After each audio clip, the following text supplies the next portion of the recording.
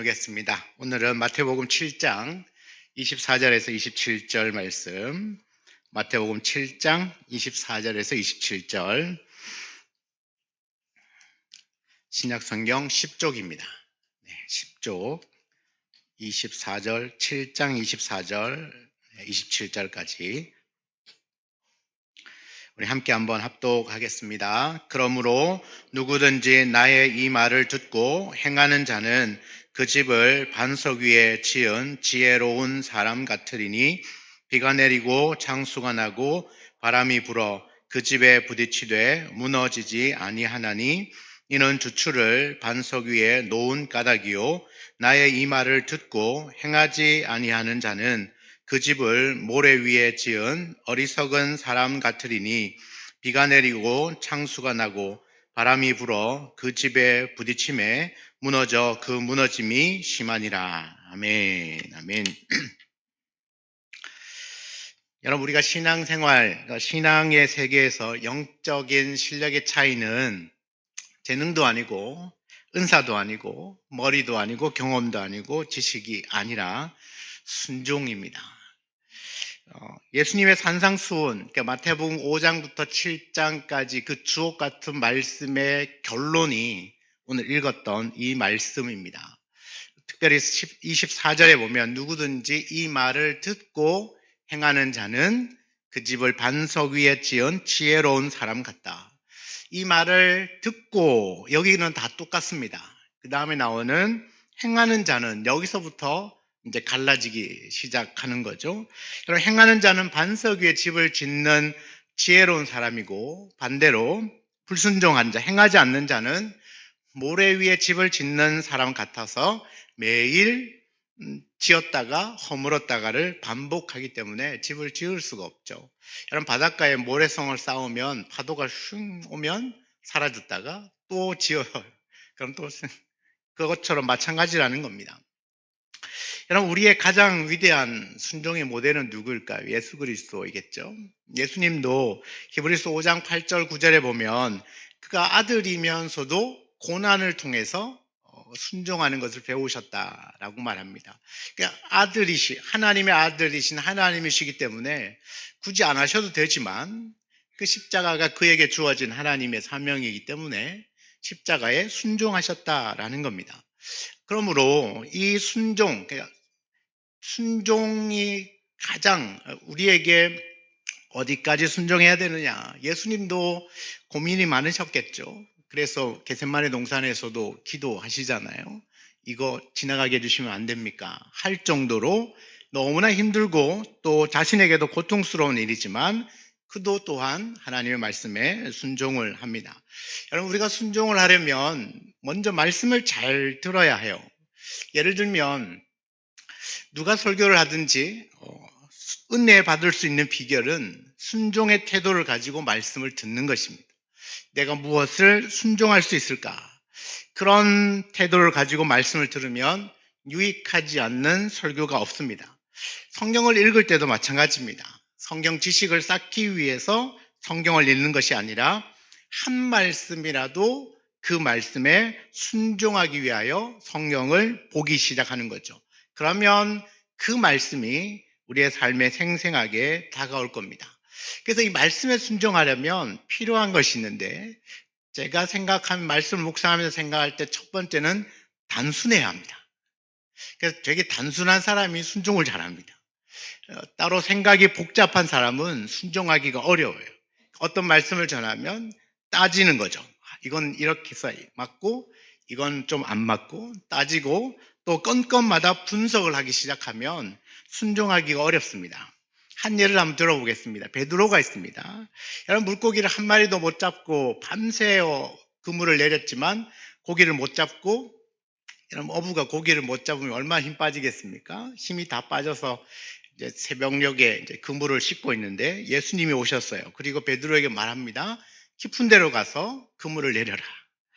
여러분, 베드로가 그 이야기를 듣고 난 다음에 어떻게 반응을 하냐면 누가복음 5장 5절에 선생님, 우리들이 밤이 새도록 수고하였으되 잡은 것이 없지만은 말씀에 의지하여 내가 그물을 내리리이다. 말씀에 의지하여 내가 그물을 내리겠습니다. 예수님, 솔직히 내가 하고 싶은 이야기는 많지만 내가 이 바다, 이 갈릴리 호수에서 잔뼈가 굵었는데 내가 할 이야기가 많지만 말씀하셨으니까 제가 그 말씀에 그물을 내리겠습니다. 이 한마디로 모든 것을 다 뒤집어 놓았습니다.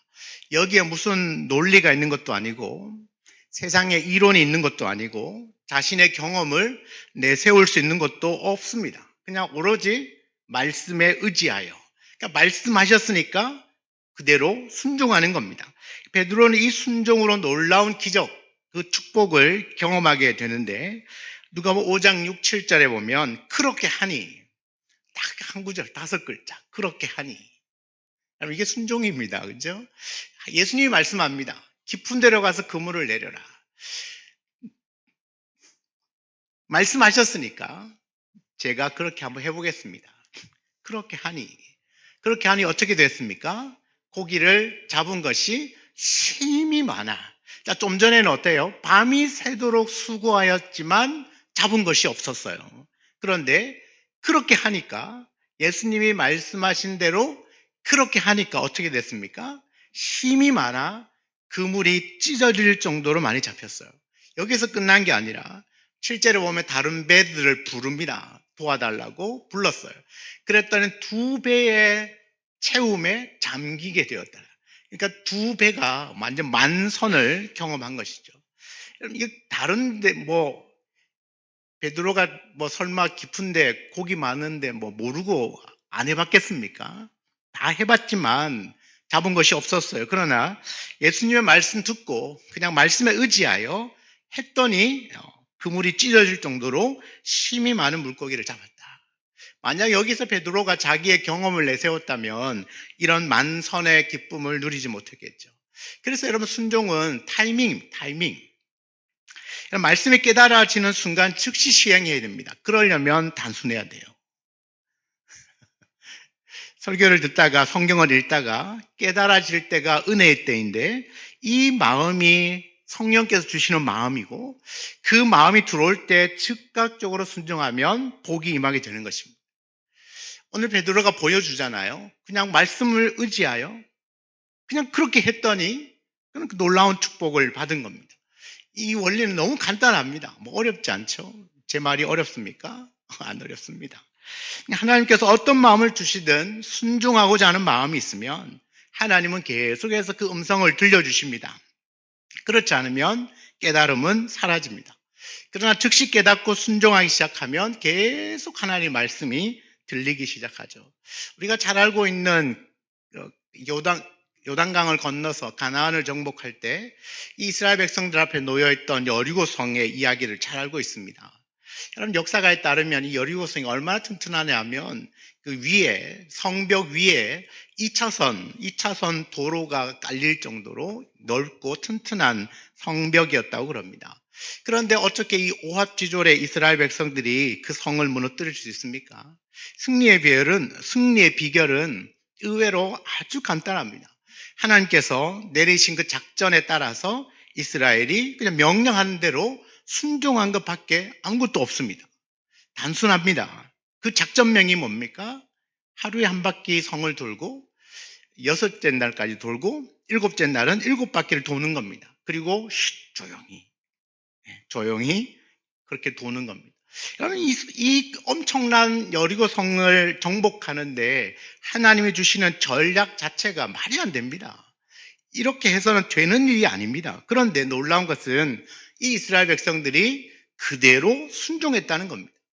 여호수아 6장 15절에 7째 날, 앞에는 쭉 다 아시니까 7째 날 새벽에 그들이 일찍이 일어나서 전과 같은 방식으로 그 성을 7번 돌았어요.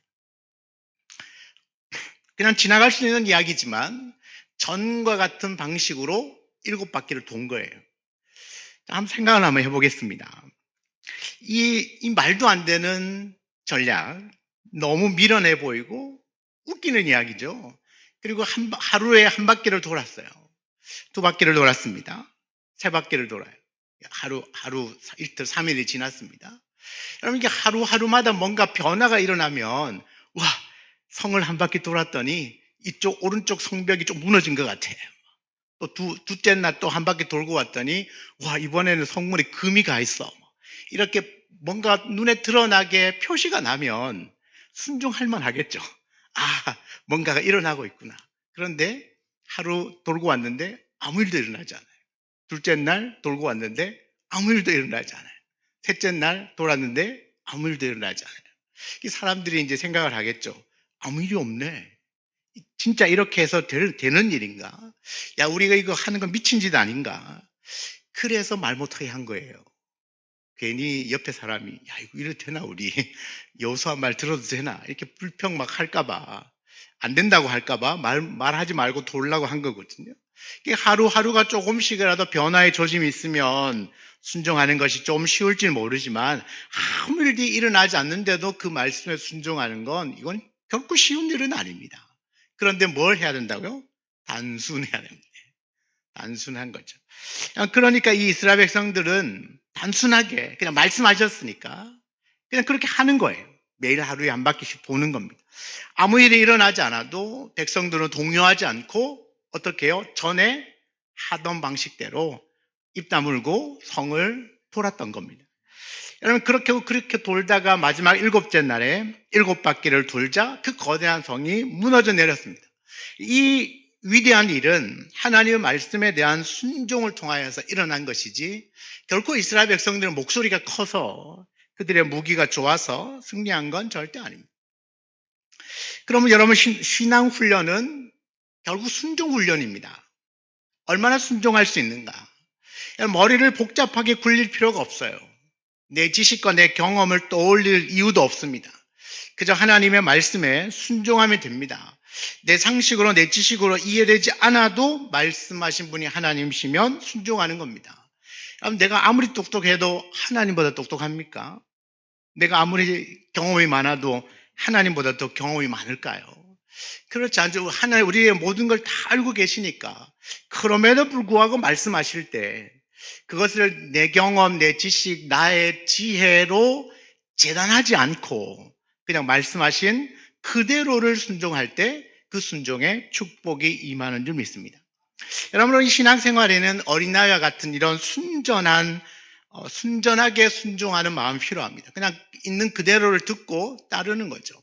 아이들이 어릴 때 보면 물론 대부분의 아이들이 그냥 말한 대로 듣잖아요. 말한 대로 잘 듣습니다. 그냥 그대로 받아들입니다. 그래서 농담으로 얘기했는데 아이가 그 말을 진담으로 듣고 하다가 큰일 날 뻔하기도 하고 하는데 그만큼 순전하게 받습니다. 우리가 순전하게 그냥 말씀하신 대로 그냥 사족 안 붙이고 그냥 그대로를 따르기 시작하면 그 순종의 축복이 흘러 들어오는 거죠. 여러분, 이 나만 장군을 아십니다. 우리 아람의 군대 대장이었던 나만 장군이에요. 나병이 걸리자 엘리사를 찾아갑니다. 선물을 들고 갔는데도 안 만나줍니다. 그리고 종을 보내서 요단강에 가서 7번 씻으라. 열받았습니다. 자존심이 얼마나 상하겠습니까? 그래도 나도 군대 장관인데 아니 만나주지도 않고 아니 강에 가서 씻으라니 내가 더럽나? 얼마나 화가 나겠습니까? 그래서 화가 나서 돌아가려고 합니다. 그런데 그 신하들이 말립니다. 선지자의 말대로 한번 해봅시다. 열왕기하 5장 14절에 나만이 이에 내려갑니다. 하나님의 사람의 말대로 요단강에 7번 몸을 잠그니. 자, 나만도 처음에 들었을 때는 되게 열받았어요. 왜요? 이게 상식적으로 내가 가지고 있는 경험상으로 목욕 안 해봤겠습니까? 요단 강물이 특별한 특효약, 효염이 있는 강물입니까? 다른 강물보다 더 깨끗한가요? 그런 게 아니에요. 그러니까 얼마나 기분 나쁘겠습니까? 그렇지만 하나님의 사람의 말대로 하나님의 사람은 이 말을 하나님께로 받아서 한 말이겠죠? 하나님의 선지자의 말대로 한번 해보는 거죠. 그래서 가서 요단강에 7번 몸을 담궜더니 어떻게 됩니까? 마지막에 보십시오. 어린아이의 살같이 회복되어 깨끗하게 되었다. 만약에 가서 선지자의 말대로 요단강에 가서 7번 몸을 잠그지 않았다면 그는 그냥 나병에서 고통당하다가 죽었겠죠. 그러나 너무 단순하지 않습니까? 너무 쉬워서 사람들이 잘 안 하려고 합니다. 아니, 무슨 그렇게 한다고 일이 일어나겠나. 그런데 그 말씀이 하나님의 말씀이면 역사가 일어나는 겁니다. 그리고 내가 생각하지 못한, 상상할 수 없었던 일들이 일어나는 것이죠. 여러분, 그래서 단순해야 됩니다. 오늘 새벽에 계속 단순하라니까. 단순해야 됩니다. 너무 복잡하게 생각할 필요가 없고, 아니, 과연 그렇게 해서 되겠나. 근데 이건 내 생각인데, 하나님이 말씀하신 것이라면 내 생각을 내려놔야죠. 나의 지식과 나의 생각, 또 내가 가지고 있는 논리나 사고방식, 내 경험들을 다 내려놔야 됩니다. 어떤 사람들은 대화를 하다 보면 참 답답할 때가 있어요. 자기의 그 논리에 탁 갇혀 있습니다. 자기 논리, 자기 주관이 너무 뚜렷합니다. 그래서 다른 사람이 어떤 말을 해도 들으려고 하지 않습니다. 여러분, 이런 사람들은 가끔씩 설교를 하는 도중에도 자기 논리나 자기 생각에 맞지 않으면 뛰쳐나갑니다. 못 듣겠다는 거죠. 왜 그렇습니까? 내가 그 말씀에 맞추는 게 아니라 그 말씀이 나한테 맞아야만, 아, 저 목사님 설교 잘하는 거예요. 지금 이제 뭔가 좀 바뀐 것 같지 않습니까? 하나님 말씀으로 내가 바뀌어야 되는데, 내가 가지고 있는 틀이 있어요. 그런데 이 틀을 가지고 여기 안 맞으면, 아, 목사님 설교를 약간 삐딱하게 하는 것 같은데, 잘못하고 있는 것 같은데, 이렇게 재단하기 시작하는, 그러니까 더 이상 못 듣는 거죠. 이런 말씀을 듣고자 하는 것이 아니라 어쩌면 자기가 말씀을 설득하려고 하는 겁니다. 자기 생각이 너무 강하면 순종하기가 어렵습니다. 성도 여러분, 순종하는 곳에 하나님의 역사가 일어납니다. 하나님은 그 늘 순종하는 자의 편에 서 계시기 때문에 순종하기만 하면 그 안에 반드시 역사가 일어납니다. 하나님의 축복이 임하게 되어 있습니다. 순종하는 것이 쉽지는 않지만 그래도 우리가 신앙생활 하는 중에 이 순종의 문제는 반드시 통과해야 됩니다. 반드시 통과해야 됩니다. 훈련 받아야 될 것 중에 반드시 훈련받고 그 훈련에 합격 통지를 받아야 되는 것이 순종입니다. 그래서 신앙생활은 끝까지 순종 훈련입니다. 여기에서 성공하느냐 실패하느냐, 그것이 신앙이 자라느냐 멈추느냐, 아니면 우리가 끝까지 신앙생활을 할 수 있느냐, 믿음을 지킬 수 있느냐, 여기에 달려있다는 거죠. 여러분, 순종하려는 마음을 가지고 있을 때 하나님이 아주 구체적으로 인도하십니다. 순종하려고 하면 하나님의 말씀이 얼마든지 들리지만 순종하지 않으면 하나님 말씀이 들리지 않습니다. 나는 왜 이렇게 말씀이 안 들리나 생각을 해봐야 됩니다. 내가 말씀에 순종하고자 하는 마음으로 말씀을 듣고 있는지, 아니면 내가 원하는, 내가 생각하는, 내가 가지고 있는 이 틀에 맞는 말씀만을 내가 원하고 있지 않은지를 돌아봐야 되죠. 여러분, 하나님 말씀이 얼마나 다양하겠습니까? 그 다양한 말씀들, 늘 축복의 말씀만 들으면 물론 기분 좋겠죠. 그러나 성경에는 축복의 말씀도 있지만 또 우리의 죄를 책망하고 우리의 삶을, 또 우리의 생각을, 우리의 마음을 돌이키게 하는, 우리 가슴을 찌르는 말씀도 분명히 있습니다. 그러나 우리가 한 편만을 너무 추구하다 보면 반대편을 이야기를 하면 사람들이 싫어해요. 그래서 요즘 죄에 대한 설교를 싫어한다잖아요, 성도들이. 그래서 단상에서 설교자가 죄에 대해서 설교하면 좀 인상 찌그리고 있는 거죠. 이렇게. 인상 찌그리고. 오늘은 기분 나쁘다는 거죠. 왜 이것도 못하게 하고 저것도 못하게 하고. 요즘같이 이렇게 힘든 세상인데 교회에서 마저 죄 이야기를 들어야 되겠냐. 이게 여러분, 우리 성도들은 오는 사람 없어요. 네. 여기 계신 분은 우리 교회 성도들은 없어요. 남의 교회 이야기를 제가 하는 겁니다. 듣다 보니까 남의 교회 성도들 그런 분들이 계시더라고요. 실제 이 흐름이, 아니 세상에 찌들었는데 교회 와서도 그런 그 찌든 죄 이야기를 들어야 되겠네. 그냥 들어야 되죠. 그게 뭡니까? 내 생각으로 말씀을 재단하기 시작하면 순종이 어렵습니다. 어떻게 회개가 되겠습니까? 어떻게 자기를 돌아보면서 자기의 이 죄를 도려내는 것이 얼마나 힘든데, 그런데 내내 이제 좋은 말씀만 듣고 죄를 계속 이렇게 쌓아놓으면 언제 이 회개하고 언제 나의 죄를 처리하고 또 순결하게 하나님을 믿겠습니까? 여러분 그런 게 아니라는 거죠. 그래서 내게 말씀하시는 것이 무엇인지 여러분 설교를 들을 때나 여러분이 성경을 읽을 때나 공부할 때나 항상 생각해야 됩니다. 아, 내가 순종할 수 있는 게 뭐가 있을까? 오늘 말씀을 들었는데 이 말씀에 내가 어떤 부분을 순종하면 좋을까? 여러분 그렇게 순종하기 시작할 때 여리고가 무너지는 것 같은 경험을 하게 될 겁니다. 베드로처럼 만선의 기쁨을 누리게 될 것이고 나아만처럼 깨끗하게 낫는 놀라운 기적도 경험하게 될 겁니다. 하나님의 놀라운 축복은 순종하는 사람에게 몰려가게 되어 있습니다. 순종하는 곳에 하나님의 축복의 강이 흘러 넘치게 되는 것이죠. 예수님이 말씀하십니다. 그 주옥 같은 산상수원의 말씀을 쭉 하시고 난 다음에 마지막으로 하시는 이야기가 이 말을 듣고